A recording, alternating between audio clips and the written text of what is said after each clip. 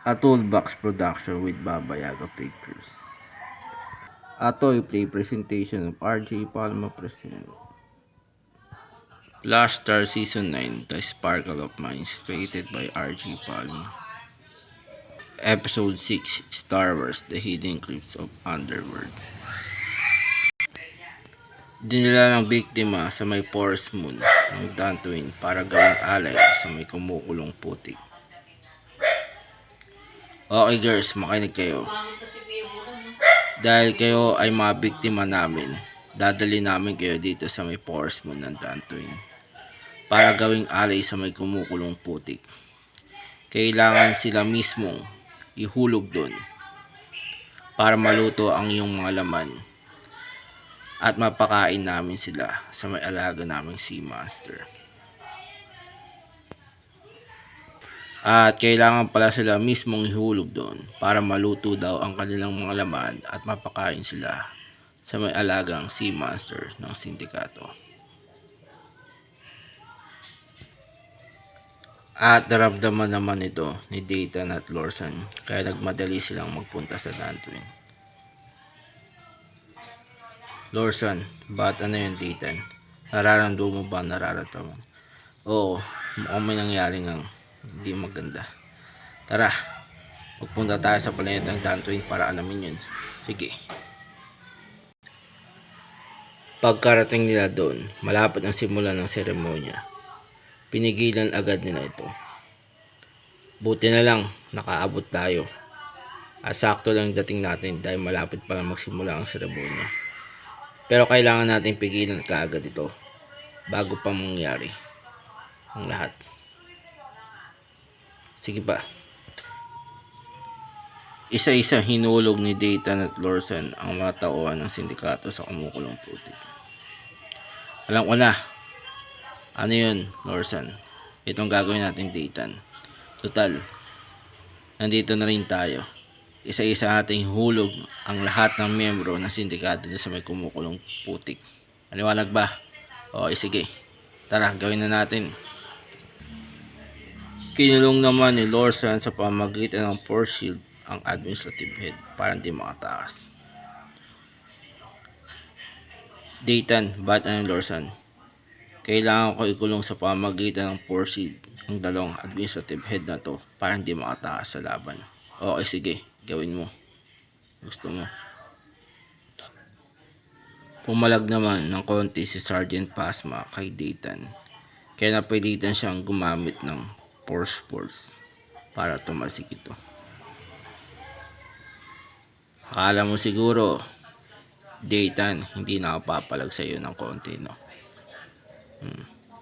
Kahit pumalag ka man sa akin, Sergeant Pasma, ng konti, mapipilitan na gumamit ng push force para tumalsik ka.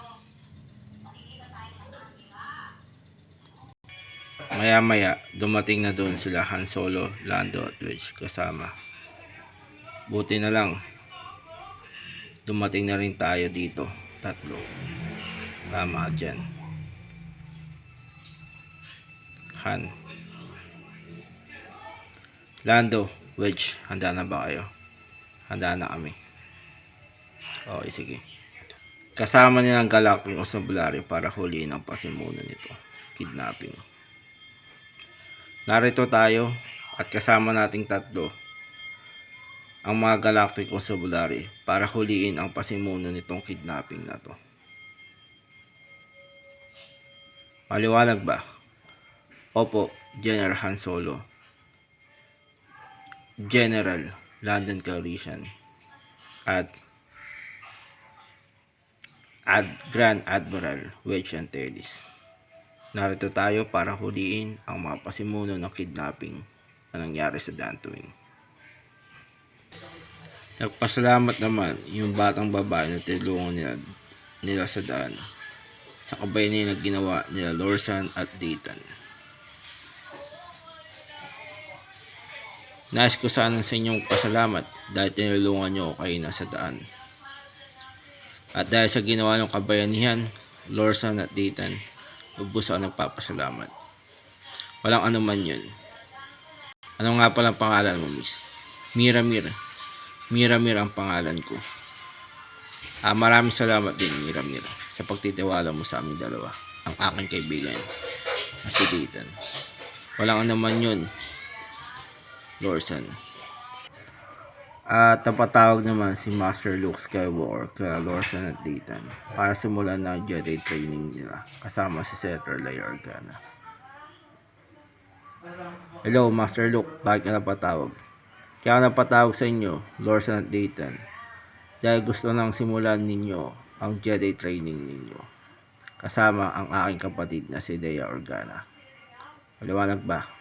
Pagbalik nyo dito, magsisimula na tayo magsanay. Masusunod po, Master Luke Skywalker. Nabigo naman